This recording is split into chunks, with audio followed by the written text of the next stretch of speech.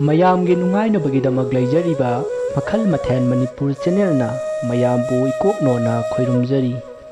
handak isa khara ngamdabaga yumgi oiba thaudok wathok khara leikibana matam khara wari thagat charudraba matung ngasi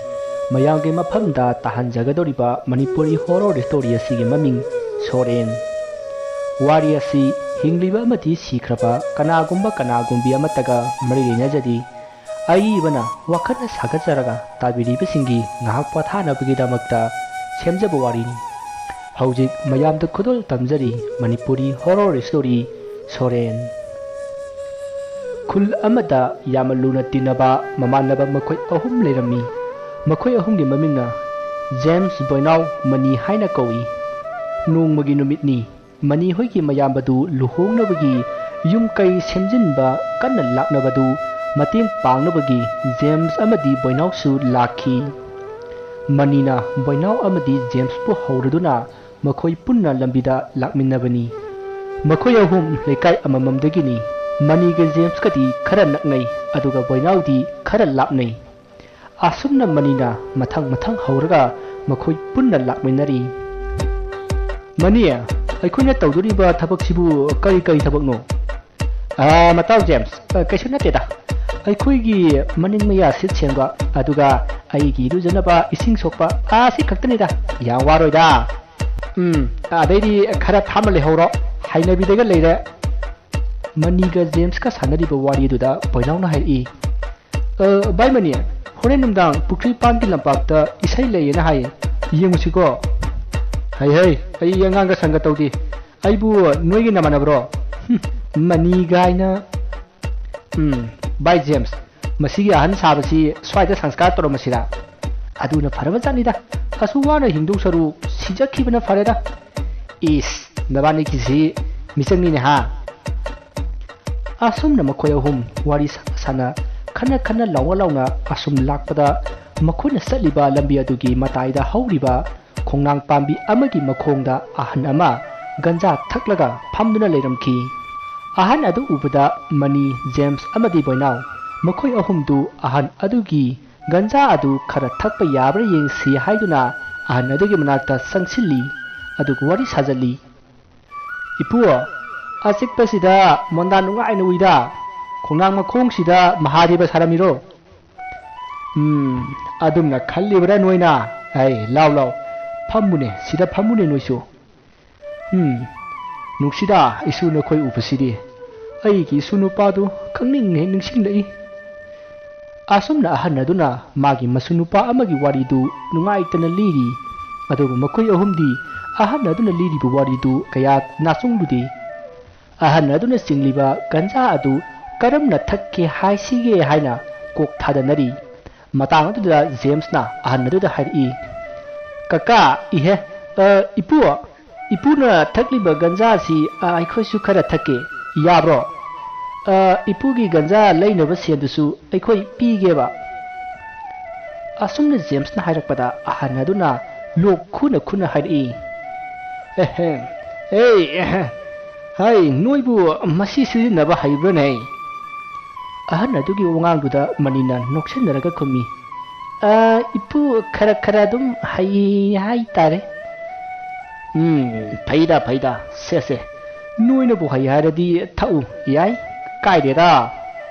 adu ipugi nasu ama leina haibadubu kai chakrage sikrabo hai den hai sikhiba natene sahar da yumu hongbada yaukibani ma leiringaidadi aina wari he libibani hojikti leitabani na wari lifam leitre ipu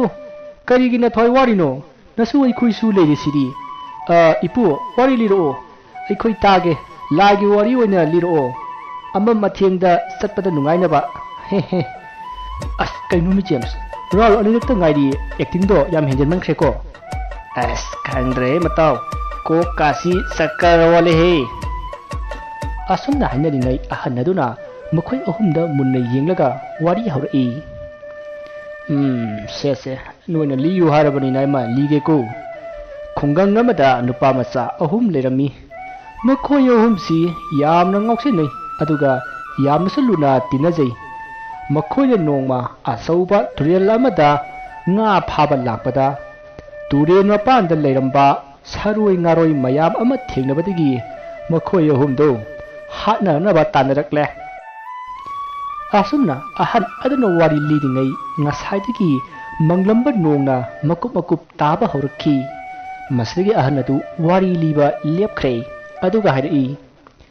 ꯍꯩ ꯏꯁꯨꯁꯥ, ꯅꯈꯣꯏꯁꯨ hello, ꯅꯣꯡꯁꯤ ꯇꯥꯔꯛꯏꯅꯤ꯫ ꯍꯥꯏ, ꯑꯩꯁꯨ ꯍꯜꯂꯒꯦ꯫ ꯑꯁꯨꯝꯅ ꯑꯍꯟ ꯑꯗꯨꯅ ꯍꯥꯏꯔꯛꯄꯗ ꯃꯈꯣꯏ ꯃꯃꯥꯟꯅꯕ ꯑꯍꯨꯝ ꯑꯗꯨꯅ ꯑꯣꯀꯦ ꯚꯥꯏ, ꯌꯥꯏꯐꯔꯦ꯫ ꯑꯁꯨꯝꯅ ꯂꯥꯎꯗꯨꯅ ꯖꯦꯝꯁ, ꯃꯅꯤ ꯑꯃꯗꯤ ꯕꯣꯏꯅꯥꯎ ꯃꯈꯣꯏ ꯑꯍꯨꯝ ꯃꯅꯤꯒꯤ ꯌꯨꯝꯂꯣꯝꯗ ꯂꯥꯛꯈꯤ꯫ ꯑꯍꯟ ꯑꯗꯨꯅ ꯃꯈꯣꯏ ꯑꯍꯨꯝꯗ ꯃꯨꯟꯅ ꯌꯦꯡꯂꯒ ꯋꯥꯔꯤ ꯂꯤꯔꯛꯂꯤꯕ ꯑꯗꯨ ꯀꯔꯤꯒꯤꯅꯣ, ꯋꯥꯔꯤ ꯑꯗꯨꯒ ꯃꯈꯣꯏ ꯑꯍꯨꯝꯒ ꯃꯔꯤ ꯂꯩꯅꯕ꯭ꯔꯥ ꯍꯥꯏꯕꯗꯨ ꯋꯥꯔꯤ ꯑꯁꯤ ꯂꯣꯏꯕ ꯐꯥꯎꯕ ꯇꯥꯔꯒ ꯈꯪꯃꯤꯟꯅꯁꯤ꯫ ꯃꯁꯤꯒꯤ ꯃꯇꯨꯡ ꯃꯈꯣꯏ ꯑꯍꯨꯝꯗꯨ ꯃꯅꯤꯒꯤ ꯌꯨꯝ ꯌꯧꯔꯦ꯫ ꯃꯈꯣꯏꯅ ꯃꯅꯤꯒꯤ ꯌꯨꯝ ꯌꯧꯕꯒ ꯅꯣꯡꯁꯨ ꯖꯝ ꯍꯩꯊꯔꯛꯈꯤ꯫ ꯃꯁꯤꯗꯒꯤ ꯃꯈꯣꯏ ꯑꯍꯨꯝꯗꯨ ꯒꯟꯖꯥꯒ ꯉꯥꯎꯕꯅꯦ, ꯅꯣꯡꯅꯒ ꯆꯨꯕꯅꯦ, ꯐꯃꯨꯡꯗ ꯆꯪꯗꯨꯅ ꯇꯨꯝꯅꯈ꯭ꯔꯦ꯫ ꯃꯈꯣꯏꯅ ꯃꯤꯀꯞ ꯊꯣꯔꯛꯄꯗꯗꯤ ꯅꯨꯡꯊꯤꯜꯒꯤ ꯃꯇꯝ ꯑꯣꯏꯗꯨꯅ ꯂꯩꯔꯝꯂꯦ, ꯑꯗꯨꯒ ꯅꯣꯡꯁꯨ ꯐꯖꯅ ꯍꯥꯡꯂꯝꯂꯦ꯫ ꯃꯁꯤꯗꯒꯤ ꯃꯈꯣꯏ ꯑꯍꯨꯝꯗꯨ ꯐꯃꯨꯡꯗꯒꯤ ꯍꯧꯒꯠꯅꯔꯛꯂꯒ ꯃꯅꯤ ꯍꯣꯏꯒꯤ ꯊꯕꯛꯇ ꯃꯇꯦꯡ ꯄꯥꯡꯂꯤ꯫ ꯇꯥꯟꯖꯥ ꯑꯗꯨꯗ ꯃꯅꯤꯒꯤ ꯃꯄꯥꯅ ꯂꯥꯛꯂꯒ ꯍꯥꯏꯔꯛꯏ, ꯅꯣꯏ ꯍꯧꯒꯠꯂꯕ꯭ꯔꯥ? ꯆꯥꯛ ꯆꯥꯕꯒꯤ ꯍꯧꯗꯣꯛꯄꯒ ꯇꯥꯗꯦꯅꯦ ꯅꯈꯣꯏ꯫ ꯉꯁꯤꯒꯤꯗꯤ ꯊꯦꯡꯉꯦ, ꯍꯌꯦꯡ ꯑꯌꯨꯛꯇꯣ ꯑꯩꯈꯣꯏꯒꯤ ꯃꯃꯥꯡꯒꯤ ꯇꯨꯔꯦꯜꯁꯤꯗꯒꯤ ꯐꯛꯂꯥꯡꯒꯤ ꯁꯟꯊꯤ ꯂꯩꯉꯣꯏ ꯍꯥꯏꯅꯅꯕ ꯂꯩꯉꯣꯏ ꯈꯔ ꯄꯦꯛꯁꯤꯀꯣ꯫ ꯑꯁꯨꯝꯅ ꯍꯥꯏꯔꯝꯂꯒ ꯃꯅꯤꯒꯤ ꯃꯄꯥꯗꯨ ꯆꯠꯈ꯭ꯔꯦ꯫ ꯃꯁꯤꯒꯤ ꯃꯇꯨꯡ ꯅꯨꯃꯤꯠ ꯇꯥꯁꯤꯜꯂꯛꯇꯨꯅ ꯃꯈꯣꯏ ꯑꯍꯨꯝꯗꯨ ꯉꯁꯥꯏ ꯍꯥꯏꯅꯈꯤꯕ ꯏꯁꯩ ꯌꯦꯡꯕ ꯆꯠꯁꯤ ꯍꯥꯏꯅꯈꯤꯕ ꯑꯗꯨꯒꯤ ꯃꯈꯣꯏ ꯂꯣꯏꯁꯤꯟꯅꯔꯛꯏ꯫ ꯑꯁꯨꯝꯅ ꯂꯣꯏꯁꯤꯟꯅꯔꯛꯄꯗ ꯖꯦꯝꯁꯅ ꯃꯅꯤꯒꯤ ꯀꯥꯗꯒꯤ ꯃꯅꯤꯒꯤ ꯐꯨꯔꯤꯠ ꯖꯦꯀꯦꯠꯇꯨ ꯂꯤꯠꯁꯤꯟꯈꯤ꯫ ꯃꯗꯨ ꯎꯕꯗ ꯃꯅꯤꯅ, ꯖꯦꯝꯁ, ꯑꯗꯨꯗꯤ ꯑꯩꯒꯤꯅꯦ, ꯑꯩ ꯂꯤꯠꯇꯣꯏꯅꯤꯅꯦ꯫ ꯚꯥꯏ ꯃꯅꯤ, ꯅꯪꯒꯤ ꯄꯣꯠꯁꯨ ꯑꯩꯒꯤ ꯄꯣꯠꯅꯦ꯫ ꯑꯗꯨꯗꯤ ꯑꯩ ꯀꯩ ꯂꯤꯠꯇꯣꯏꯕ? ꯂꯤꯠꯅꯤꯡꯉꯥꯏ ꯂꯩꯇ꯭ꯔꯒꯅ ꯇꯨꯝꯍꯧꯔꯣ ꯀꯩꯅꯣ, ꯅꯪꯕꯨ ꯆꯠꯇ ꯌꯥꯗꯦ ꯀꯥꯏꯅ ꯑꯩꯈꯣꯏꯅ ꯍꯥꯏꯈꯤꯕ꯭ꯔꯣ?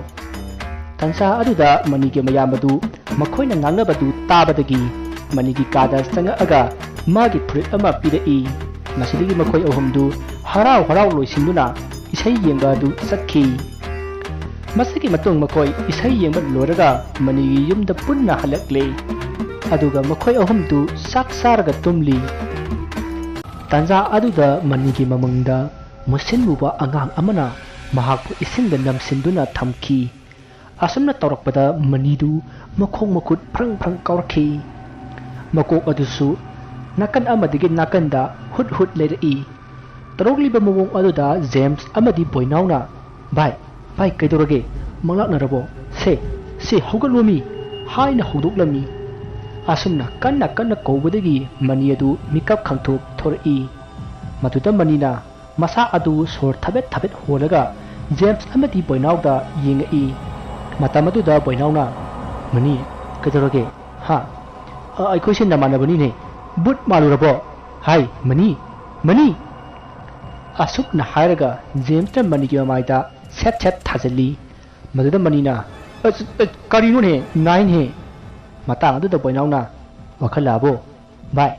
ꯃꯪꯗ ꯀꯔꯤ ꯎꯔꯤꯅꯣꯕ? ꯚꯥꯏ ꯕꯣꯏꯅꯥꯎ,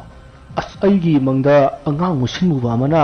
ꯑꯩꯁꯦ ꯏꯁꯤꯡ ꯃꯅꯨꯡꯗ ꯅꯝꯁꯤꯜꯂꯒ ꯊꯝꯃꯤꯅꯦꯃꯤ꯫ ꯅꯪꯕꯨ ꯑꯉꯥꯡꯗꯨꯅ ꯉꯝꯕ꯭ꯔꯅꯦ ꯍꯥꯏꯁꯤꯕꯣ? ꯚꯥꯏ ꯖꯦꯝꯁ, ꯑꯉꯥꯡꯗꯣ ꯑꯆꯝꯕ ꯑꯉꯥꯡ ꯅꯠꯇꯦꯃꯤ꯫ ꯌꯥꯔꯦꯍꯦ ꯚꯥꯏ James,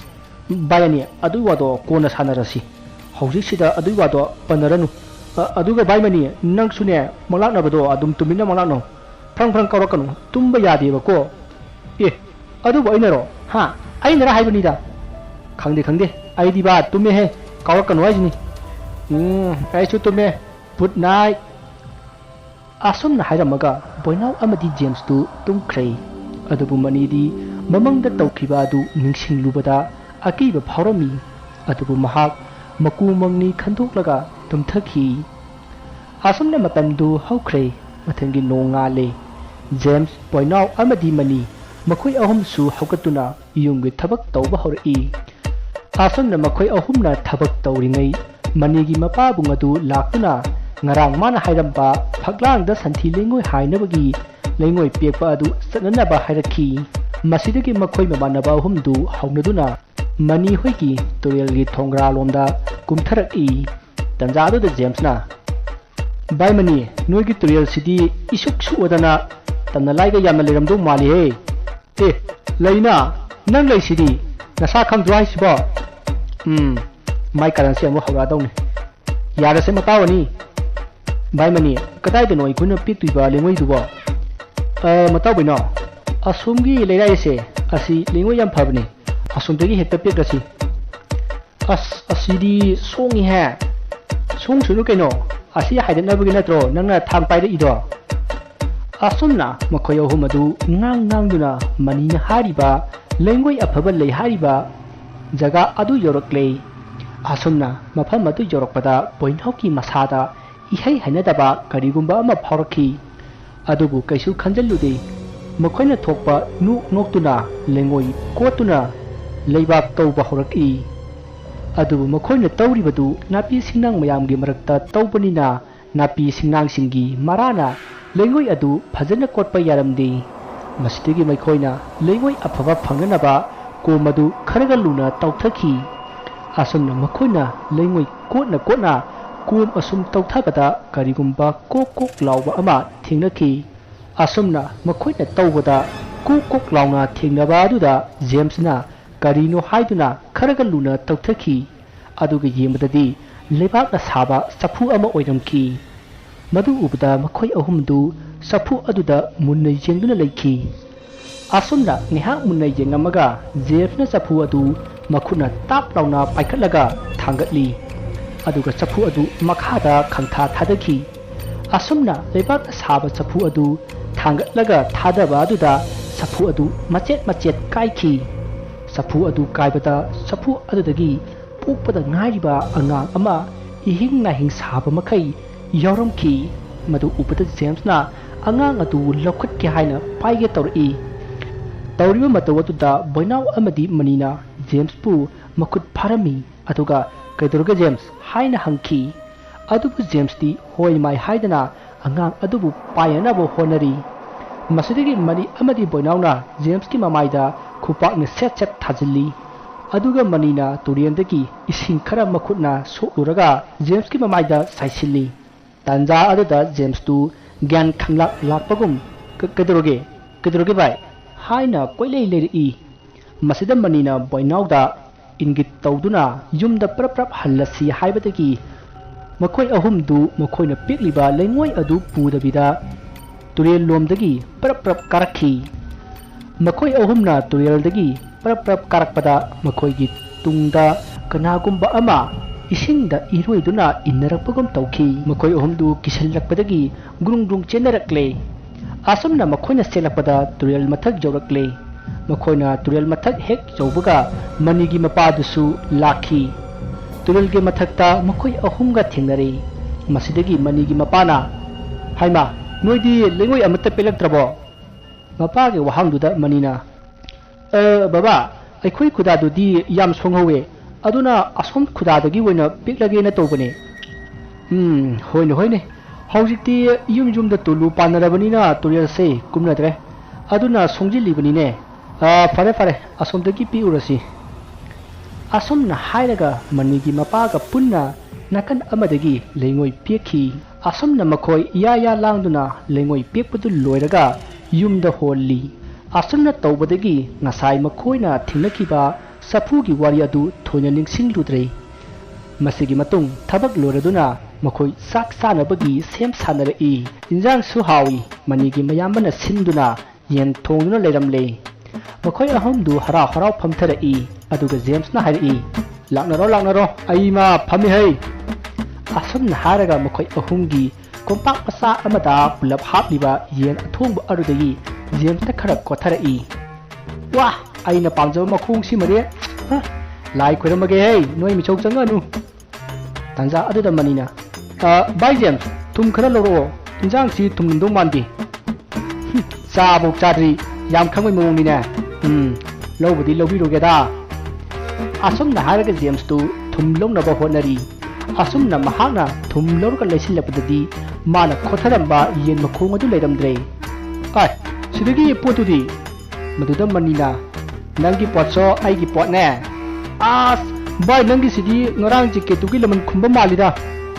tanja adu da poinauna nabani chawobo wodi hawgat lodana asumna makhoi ngang duna sakti saba hongnere i tanja adu da James ki nakongda angang amana kapaki khonjal taba hori maduda James na kano ngang nu kapisibo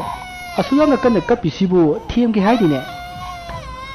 asomna James na hairakpada mani amadi boinauna kadai dege nga kapano ba pharagane but tholakanu amta taning deko boinau amadi manina kaisu khandana hairakpa duda James tu kaisu haidri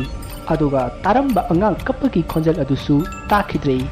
masigi matung makhoi sakcha toklaba matung makhoi ngahak pothanaraga yumgi thabak tawkhre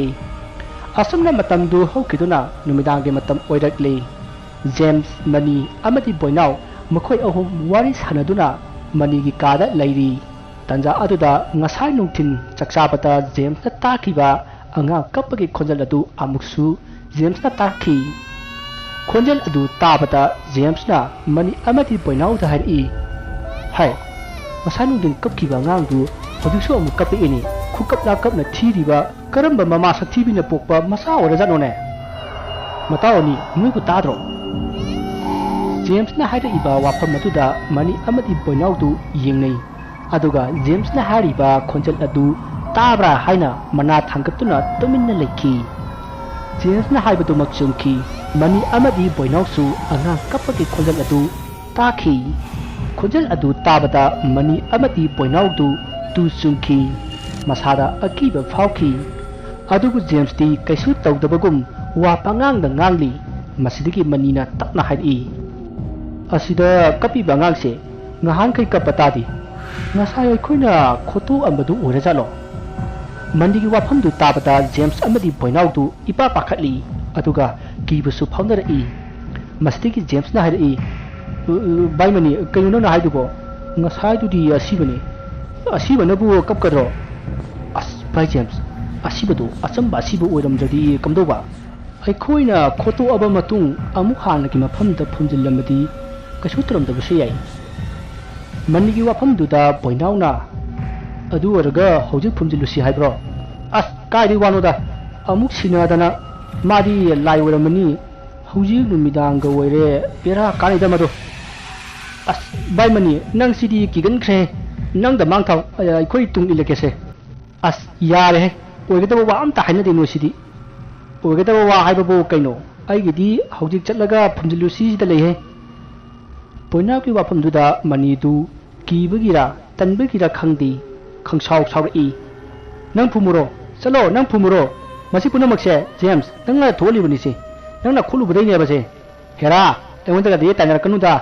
sumana tawni adi kana khange sapudu da kari yawgi yengsena yingubo natro yare semjabani amta khana kinse ngarang ahan namana akhoi da liraki bu wari duga akhoi da tholi siga hairap manadro mana sarui mayam ama lupa masa ahum na turian chapda tanare na haidaine adu lupa masa ahum duna akhoi ora jalo sarui duna hojiga ngang du ora jalo hoine bai matu ju khana ningai ni adu ahan duna libo wari dudi makha adum ta khidrene nong tasilakpadagi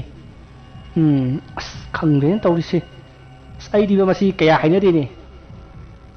asumna makhoi ahumna wari sanaringai manigi mamana sak loraduna sak sarana ba kaurakhi masidigi makhoi ahum tu saksangda sanglutuna sak sari masigi matung makhoi sak sabal loinaraga magi phamungda tumba sangnakhrei mani James amadi boinau makhoi ahum su kaisu khanjilludana makhoi adumak tumthaki asumna matamdu asum hojin kibana ahingi matam oirakhi matamduda James tu mikap thorakhi mahana mikap thorakpada mahakna hek taba angang kapagi khonjal adu amuk tarakhi handakti James tu phamungdagi tapna kumtharai aduga mapalomda tapna thorakli mahangna mapanda hek thorakpaga mana tariba angang kapagi khonjal adu makhol hogalakhi angang aduna makhol hauna asum kablakpa aduda James ta khali ꯑꯉꯥꯡ ꯑꯁꯤꯅ ꯀꯞꯂꯤꯕꯁꯤ ꯐꯅꯗꯤ ꯀꯨꯏꯔꯁꯦ ꯐꯔꯦ ꯑꯩ ꯑꯉꯥꯡꯁꯤꯅ ꯀꯞꯂꯤꯕꯁꯤ ꯀꯗꯥꯏꯗꯅꯣ ꯍꯥꯏꯕꯗꯨ ꯑꯃꯨꯛꯇ ꯌꯦꯡꯂꯨꯈꯤꯒꯦ ꯑꯁꯨꯝꯅ ꯈꯜꯂꯒ ꯖꯦꯝꯁꯇꯨ ꯑꯉꯥꯡ ꯑꯗꯨꯅ ꯀꯞꯂꯤꯕ ꯃꯥꯏꯀꯩ ꯑꯗꯣꯝꯗ ꯑꯁꯨꯝ ꯂꯥꯛꯈꯤ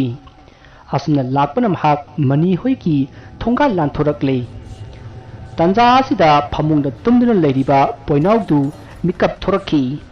ꯃꯗꯨꯗ ꯃꯍꯥꯛꯅ ꯃꯤꯀꯞ ꯊꯣꯔꯛꯄꯗ ꯖꯦꯝꯁꯇꯤ ꯂꯩꯔꯝꯗ꯭ꯔꯦ ꯖꯦꯝꯁ ꯂꯩꯔꯝꯗꯕ ꯑꯗꯨꯗ ꯄꯣꯏꯅꯥꯎꯗꯨ ꯏꯄꯥ ꯄꯥꯈꯠꯅ ꯃꯅꯤꯕꯨ ꯍꯧꯗꯣꯛꯂꯝꯃꯤ ꯃꯁꯤꯗꯒꯤ ꯃꯅꯤꯗꯨ ꯃꯤꯀꯞ ꯊꯣꯔꯛꯂꯦ ꯑꯗꯨꯒ ꯀꯩꯗꯧꯔꯒꯦ ꯍꯥꯏꯅ ꯍꯪꯉꯛꯈꯤ ꯃꯗꯨꯗ ꯄꯣꯏꯅꯥꯎꯅ ꯖꯦꯝꯁ ꯂꯩꯔꯝꯗ꯭ꯔꯦ ꯍꯥꯏꯅ ꯃꯅꯤꯗ ꯍꯥꯏꯈꯤ ꯃꯁꯤꯗꯒꯤ ꯄꯣꯏꯅꯥꯎ ꯑꯃꯗꯤ ꯃꯅꯤ ꯖꯦꯝꯁꯄꯨ ꯊꯤꯕ ꯍꯧꯔꯛꯈꯤ ꯃꯅꯤꯒꯤ ꯌꯦꯅꯈꯥ ꯌꯦꯡꯒꯨꯟ ꯀꯣꯏꯆꯠ ꯆꯠꯇꯨꯅ ꯃꯄꯥꯟ ꯏꯄꯥꯟ ꯊꯣꯛꯄ꯭ꯔꯥ ꯍꯥꯏꯅ ꯀꯣꯏꯊꯤ ꯊꯤꯈꯤ ꯑꯗꯨꯕꯨ ꯐꯪꯈꯤꯗꯦ ꯅꯥꯀꯟ ꯑꯃꯗ ꯖꯦꯝꯁꯇꯨ ꯃꯥꯅ ꯇꯥꯔꯤꯕ ꯑꯉꯥꯡ ꯀꯞꯄꯒꯤ ꯈꯣꯟꯖꯦꯜ ꯑꯗꯣꯝꯗ ꯑꯁꯨꯝ ꯂꯥꯛꯄꯅ ꯃꯍꯥꯛ ꯃꯅꯤ ꯍꯣꯏꯒꯤ ꯇꯨꯔꯦꯜ ꯂꯩꯔꯥꯏ ꯑꯗꯣꯝꯗ ꯌꯧꯔꯛꯂꯦ ꯇꯥꯟꯖꯥ ꯑꯗꯨꯗ ꯖꯦꯝꯁꯀꯤ ꯃꯃꯥꯡꯗ ꯌꯥꯝꯅ ꯄꯤꯛꯂꯤꯕ ꯃꯐꯤ ꯊꯣꯡꯗꯕ ꯑꯉꯥꯡ ꯑꯃ ꯁꯟ ꯁꯥꯗꯨꯅ ꯀꯞꯇꯨꯅ ꯆꯠꯂꯒ ꯂꯩꯔꯝꯈꯤ ꯃꯗꯨ ꯎꯕꯗ ꯖꯦꯝꯁꯅ ꯈꯜꯂꯤ ꯃꯁꯤ ꯑꯉꯥꯡꯁꯤꯅꯤꯗꯅ ꯉꯁꯥꯏꯗꯒꯤ ꯀꯞꯂꯤꯕꯁꯤꯗꯤ ꯑꯁꯨꯝꯅ ꯈꯜꯂꯒ ꯑꯉꯥꯡ ꯑꯗꯨꯒꯤ ꯃꯅꯥꯛꯇ ꯑꯁꯨꯝ ꯆꯪꯁꯤꯜꯂꯤ ꯇꯥꯟꯖꯥ ꯑꯗꯨꯗ ꯑꯉꯥꯡ ꯑꯗꯨ ꯖꯦꯝꯁ ꯂꯣꯝꯗ ꯃꯃꯥꯏ ꯑꯗꯨ ꯁꯠ ꯂꯥꯎꯅ ꯂꯩꯁꯤꯜꯂꯛꯏ ꯑꯁꯨꯝꯅ ꯑꯉꯥꯡ ꯑꯗꯨꯅ ꯃꯃꯥꯏ ꯂꯩꯁꯤꯜꯂꯛꯄꯗꯗꯤ ꯑꯉꯥꯡ ꯑꯗꯨꯒꯤ ꯃꯃꯤꯠ ꯑꯗꯨ ihu horami aduga machin adusu musin muna katheklammi madu ubada James tu khangprek khangduna matung handuna seli adubu khongpham sahaudaduna longna tusinki mahanga longna tusinbada magi mamang maktada leiriba angang adu mathong maram khangduna phrang chongduna James tamna sensilaki tarokliba mawong aduda James kiman khibana kanna lauki aduga mahak phuk haugatuna senki adubu mahakna mamai leithoklaga senbada magi mamang maktada angang adu makok makhong onthoknaraga yungduna leiramki madu ubada James amukasu kanna lauramlaga gyan adumak mangkhre asumne James na kanna lauba tabada mani amadi boinauna yunggi ahal lamanbu haudoklami aduga James tu leiramdre arapada laubagi khonjel di tai haina pau tamki masidagi manigi mayamba amadi mapa hoi yauna makhoi mayam James na laukiba domda chelakhi asumna makhoina chelakpada James tu gyan manglaga taraga leiramki madu ubada mani boinau amadi manigi mayamba makhoi mayamna James pu thangduna jumlomda purakhi masidagi mathang pau phaungaduna James ki mayamba masi mama mapa su lakhi makhoina lakpadasu amaiba masu yarakhi masiki matung amaiba aduna James pu laikatnaba haurakhi matamaduda amaiba aduna khangle James ki masada uknariba layasi afaba lai natte haiba khangki masida amaiba aduna hairi angangsi lai phatabu uknare ne aduna athubada laitai na haudrabadi thawai mangadori maram asina lai phataba si makhoi ni pa humna haudoklubani haudoklubba jaga du kadai waidono haiba khangdrabadi laitai na wagani nupa maza sida hangadabasu madi gyan lao haiba yadri kamdong nisidi asumna amaiba aduna hairakpada mayamadu thawai wanari tanza aduda boinauna hairi lai phatabado mani hoigi tuelai da leibani boinaugi waduda mayamdu ingak yingdana masidagi amaiba aduna thokiba khudimak lidena ba haibadagi boinau amadi manina amata sithadana lirami wa adu tabada mayamadu yamna saurami saiba ngangba honrai maduda amaiba aduna hairi hai makhoida ngangbage kanaba lairoi laitin ki maramda ahan sariba nakoina aduni adani adu thenarabadi adumna tawgadabani adugumba potudi paiheide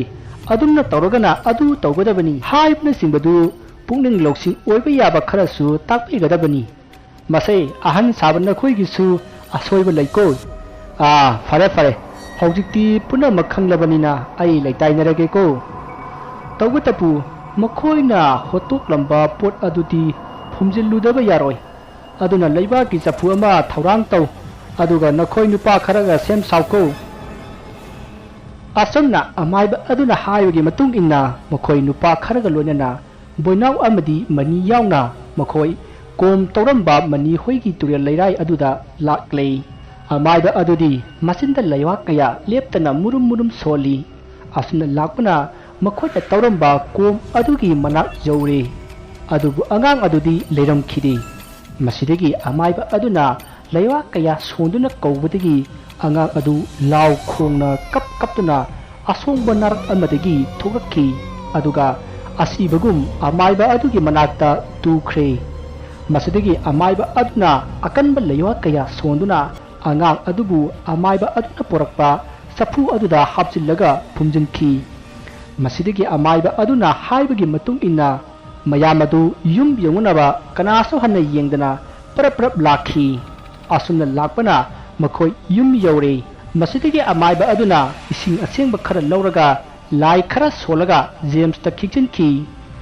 ꯃꯁꯤꯗꯒꯤ ꯖꯦꯝꯁꯇꯨ ꯉꯥꯏꯍꯥꯛꯀꯤ ꯃꯇꯨꯡꯗ ꯒ꯭ꯌꯥꯟ ꯂꯥꯛꯂꯦ ꯖꯦꯝꯁꯅ ꯒ꯭ꯌꯥꯟ ꯂꯥꯛꯄꯗꯒꯤ ꯑꯃꯥꯏꯕ ꯑꯗꯨꯅ James ꯄꯣꯏꯅꯥꯎ ꯑꯃꯗꯤ ꯃꯅꯤꯗ ꯂꯥꯏꯒꯤ ꯑꯣꯏꯕ ꯋꯥꯐꯝ ꯈꯔ ꯈꯪꯍꯟꯈꯤ ꯃꯁꯤꯗꯒꯤ ꯑꯃꯥꯏꯕ ꯑꯗꯨ ꯃꯌꯨꯝꯗ ꯍꯟꯈ꯭ꯔꯦ ꯑꯗꯨꯒ ꯖꯦꯝꯁꯁꯨ ꯃꯥꯒꯤ ꯑꯍꯜ ꯂꯃꯟꯒ ꯄꯨꯟꯅ ꯃꯌꯨꯝꯗ ꯍꯟꯈꯤ ꯋꯥꯔꯤ ꯑꯁꯤ ꯃꯇꯥꯡ ꯑꯁꯤꯗ ꯂꯣꯏꯖꯔꯦ ꯋꯥꯔꯤ ꯑꯁꯤꯗ ꯁꯣꯏꯈꯤꯕ ꯂꯥꯟꯈꯤꯕ ꯋꯥꯍꯩ ꯋꯥꯇꯥ ꯑꯁꯣꯏꯕ ꯀꯌꯥ ꯌꯥꯎꯔꯕꯁꯨ ꯇꯥꯕꯤꯔꯤꯕꯁꯤꯡꯅ ꯄꯨꯛꯆꯦꯜ ꯆꯥꯎꯅ ꯉꯥꯛꯄꯤꯒꯅꯤ